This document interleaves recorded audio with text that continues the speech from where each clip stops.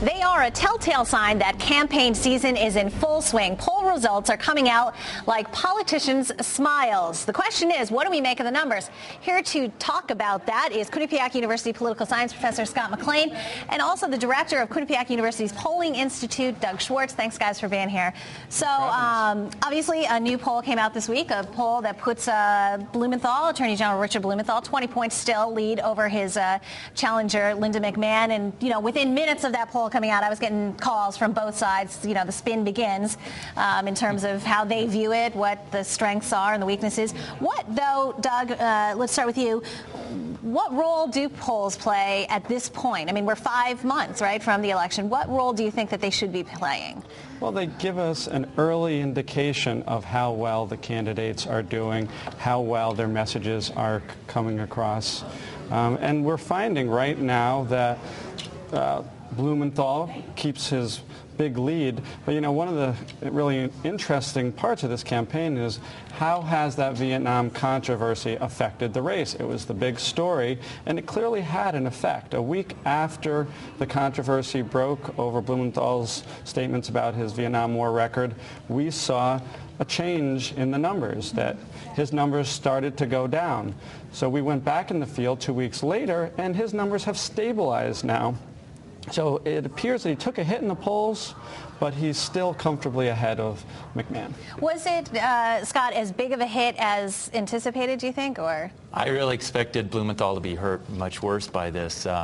So I'm thrilled that the Quinnipiac poll kind of established that people in Connecticut were willing to overlook this and see it more as an exaggeration and not as telling a lie. But I think we also have to be careful that we don't overinterpret, you know, two polls, because we still have a lot more thrills and spills to happen in this race, and you know, things could change. I think the number one thing, and I know Doug has pointed towards this, is that the unfavorability rating for Linda McMahon, I think, definitely plays into this.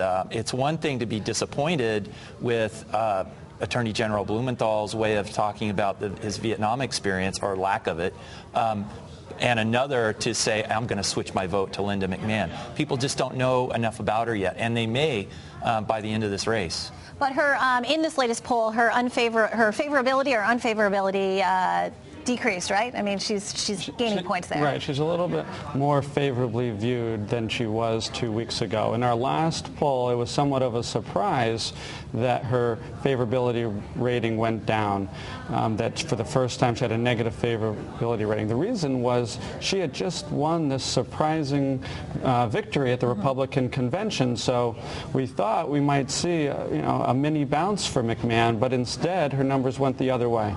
So, okay, that's obviously the big race, and a lot of the polling is about that, but you are polling about the governor's race and a lot of the other races. What should the viewer or the voter at home be doing with these numbers, do you think? Or what do you hope that they're doing with these numbers? Well, I'm hoping that it gets them to think more about the race and the issues in the race. So when they read about the governor's race, they start tuning in. Because we find right now that not a lot of voters are really tuning in. We know that because we find anywhere between 60 and 90% of Republicans saying they don't know enough about these candidates to form an opinion. And the winner in the Republican primary right now is undecided. So, as Scott said, there is a lot of time. There's still 2 months to go to the primaries and 5 months to the general. Does it seem as if we are paying more attention to politics in general? I mean, I don't know. I'm kind of a politico, so maybe I'm just in my own world. But Scott, does it seem like people are paying more attention to politics now? I think so. Gallup did a poll a little less than a year ago, and they found that there's a higher percentage of people paying attention to political news on television and newsprint, magazines, in a non-presidential election year than there's ever been before. So right now, I think we're in an environment where people really are paying attention. And when you have things like oil spill in the Gulf, a health care reform plan that's just starting to roll out, you have an economy that's still shaky, and there's who knows what's next. So right. I think people are really glued to their television, not to mention the two wars that we're fighting. Right. You know, this race is starting to look like 2006, where the Senate race dominated the coverage. Lieberman, Lamont, that's what everyone's talking about, the war in Iraq and the Senate race, and hardly anyone was paying attention to the gubernatorial race. It feels that way again right now. And, we were talking about how people like to keep score. People are into sports. They like to keep score, and polls are kind of a way for them to keep score of what's happening politically. How do you find that politicians use these polls? Well, they want to know how they're doing, and in fact, that's why they conduct their own polls, and their own polls are different than the polls that we conduct. They're testing messages. They're trying to figure out how they can help their candidate win.